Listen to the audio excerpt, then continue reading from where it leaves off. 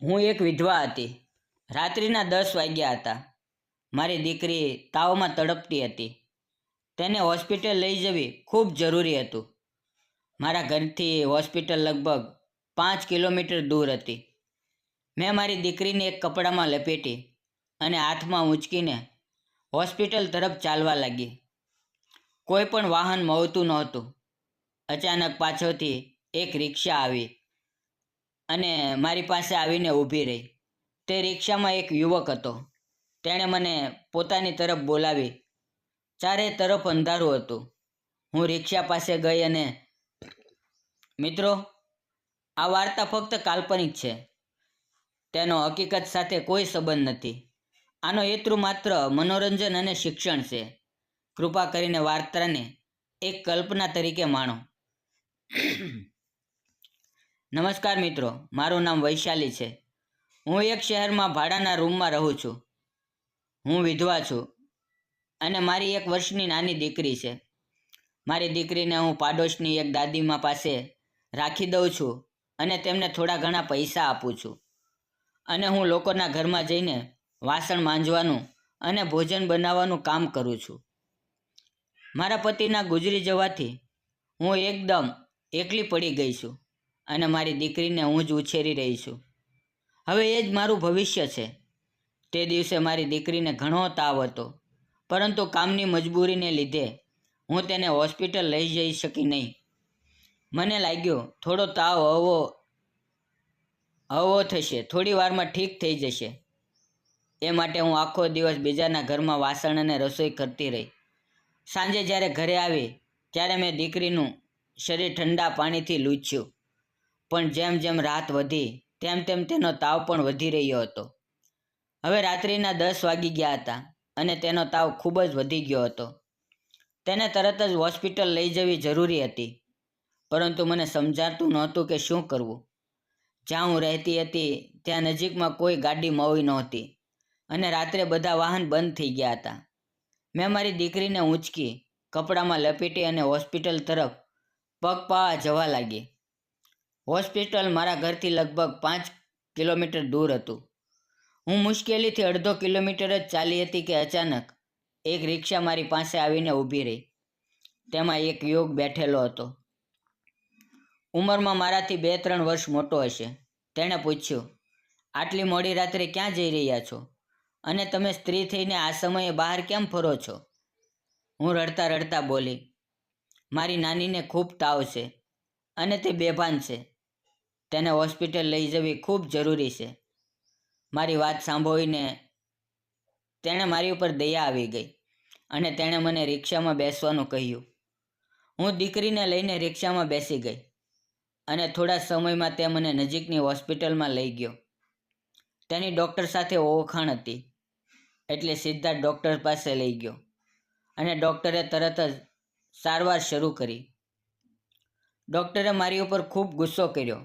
મને કહ્યું, આટલા નાના બાળક પર ધ્યાન આપવું ખૂબ જરૂરી છે. તેમનું જીવન બહુ નાજુક હોય છે.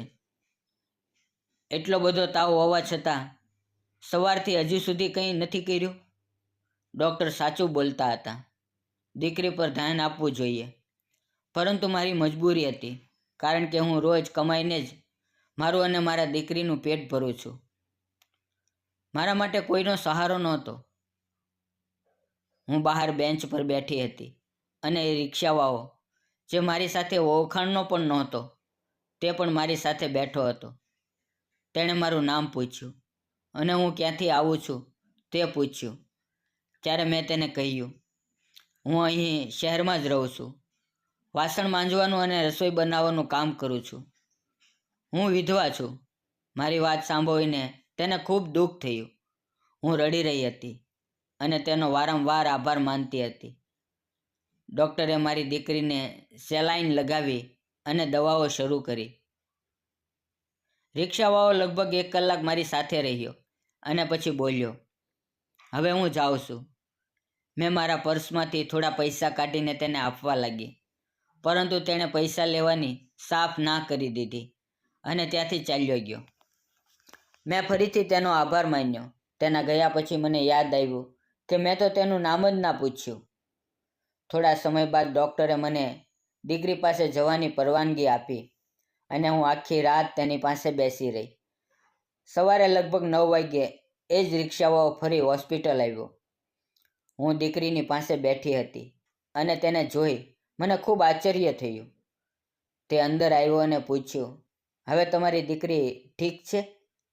મેં સ્મિત કરીને કહ્યું, હા, હવે ઠીક છે. અને ફરી મેં તેનો આભાર માન્યો. તે બોલ્યો, આભાર શેનો? આવી બાબતોમાં આભાર નથી માનતા. અને પછી અમે વાતચીત કરવા લાગ્યા. મેં સૌથી પહેલાં તેનું નામ પૂછ્યું. તે બોલ્યો, મારું નામ વિશાલ છે. હું ગામડાનો રહેવાસી છું. અહીંયા રિક્ષા ચલાવું છું. એકબીજાની મદદ કરવી એ તો ઇન્સાનિયત છે. એ રીતે વાતો કરતાં કરતાં ઘણો સમય વીતી ગયો. થોડી વારમાં ડૉક્ટર આવ્યા. ત્યારે વિશાલે પૂછ્યું, સાહેબ, બાળકીની તબિયત હવે કેવી છે? ડૉક્ટરે કહ્યું, તે હવે ઠીક છે. થોડી વારમાં રજા કરીશું. હવે અત્યાર સુધી મેં કંઈ જ નાસ્તો કર્યો નહોતો. ત્યારે વિશાલ હોટલમાંથી મારા માટે નાસ્તો લઈ આવ્યો. હું એને જોતી જ રહી ગઈ અને મનમાં વિચારતી રહી, આ વિશાલ કોણ છે? મારા માટે આટલું બધું કેમ કરી રહ્યો છે? મેં તેનો લાવેલો નાસ્તો ખાધો. થોડી વાર પછી ડૉક્ટરે કાઉન્ટર ઉપર બોલાવ્યા. તેણે 4500નું બિલ બનાવ્યું. તે જોઈને હું ચોંકી ગઈ. મારી પાસે પૈસા તો હતા, પણ બધા ઘરે જ મૂકેલા હતા. મારી પાસે ફક્ત 2000 જ હતા. હવે મને સમજાતું નહોતું કે શું કરવું. વિશાલ ત્યાં જ હતો. મેં તેને કહ્યું, મારા પૈસા ઘરે રહી ગયા છે. અત્યારે મારી પાસે ફક્ત 2000 છે. તમે મને ઘરે મૂકી આવશો? હું ઘરે જઈને પૈસા લઈ આવું. તેણે પૂછ્યું, કેટલા પૈસા ઓછા પડી રહ્યા છે? મેં કહ્યું, ડૉક્ટરને કહીને મેં 500 ઘટાડ્યા છે. હવે 4000 ભરવાના છે. ત્યારે વિશાલે પોતાના ખિસ્સામાંથી 2000 કાઢ્યા અને મારા 2000 સાથે ભેગા કરીને 4000 બિલમાં ભરી દીધા. પછી તે બોલ્યો, બાળકીને તેડીને રિક્ષામાં બેસી જાઓ. અમે બંને રિક્ષામાં બેઠા. વિશાલ રિક્ષા ચલાવી રહ્યો હતો અને હું આખા રસ્તે એ વિશે વિચારી રહી હતી. તે પણ ક્યારેક રિક્ષાના કાચમાંથી મારી તરફ જોઈ લેતો. હું દેખાવમાં સુંદર અને યુવાન હતી અને વિશાલ પણ ઊંચો, સુંદર અને યુવાન હતો. હું એને રસ્તો બતાવતી હતી અને થોડા સમયમાં અમે મારા ભાડાના ઘરે પહોંચી ગયા. તેણે ઘર આગળ રિક્ષા ઊભી કરી.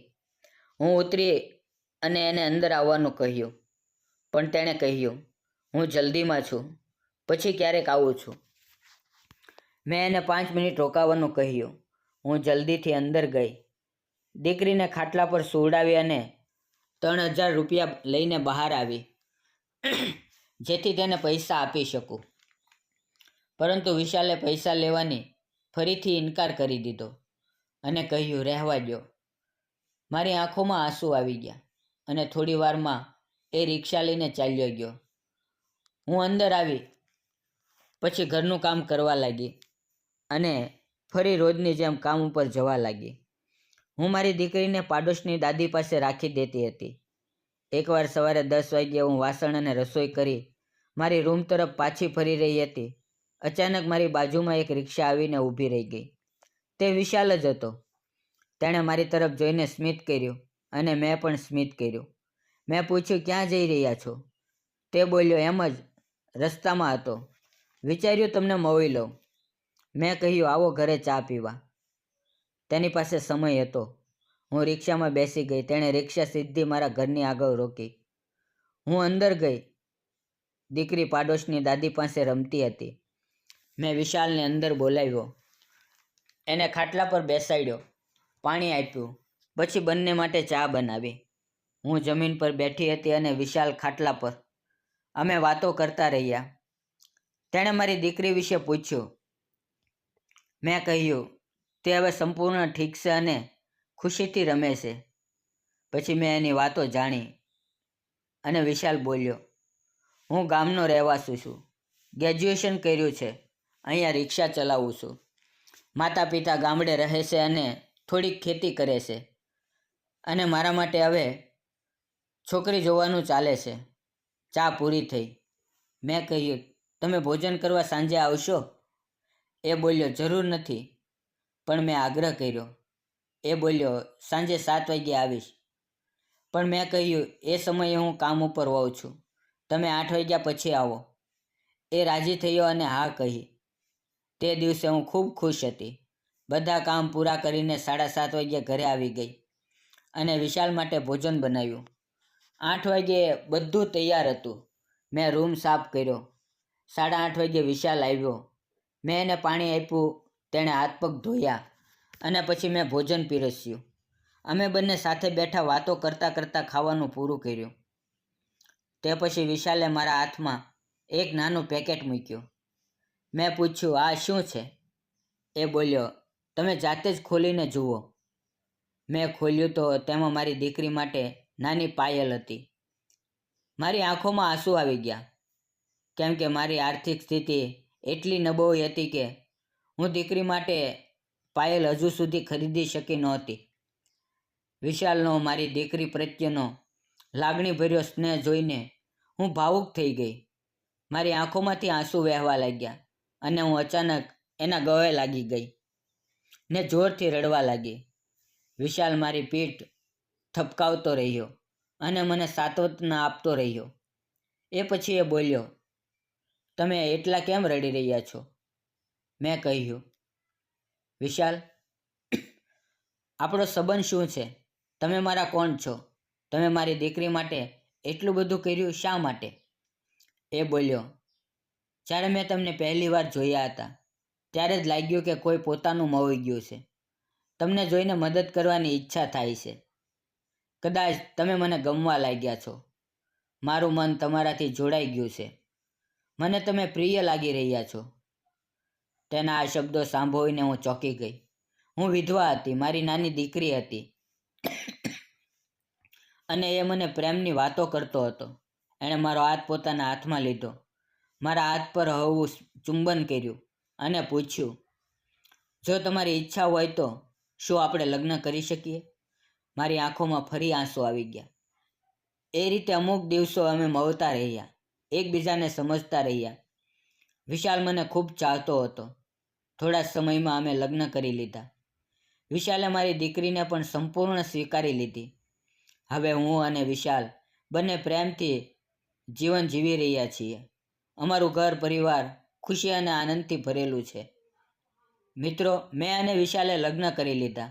તમને શું લાગે છે? અમે સાચું કર્યું છે કે નહીં? કોમેન્ટમાં જરૂર લખજો. જીવનમાં સંકટ સમયે કોઈને પણ મદદની જરૂર પડે છે અને ઘણી વખત આ મદદ કોઈ અજાણ્યા માણસ પાસેથી પણ મળી જાય છે. એક એકલી માતાનો સંઘર્ષ, તેના દુઃખ અને એક અજાણ્યા યુવકની ઇન્સાનિયતે સાબિત કરી દીધું કે પ્રેમ આજે પણ દુનિયામાં જીવંત છે. અને આપણને ક્યારેય ભૂલવું ના જોઈએ કે કોઈના દુઃખની મજાક ના ઉડાવવી જોઈએ, કેમ કે આપણી નાની મદદ કોઈના જીવનની આશા બની શકે છે. અને પ્રેમ ક્યારેય પરિસ્થિતિ પર નહીં, પરંતુ દિલની નજદીકી પર આધારિત હોય છે.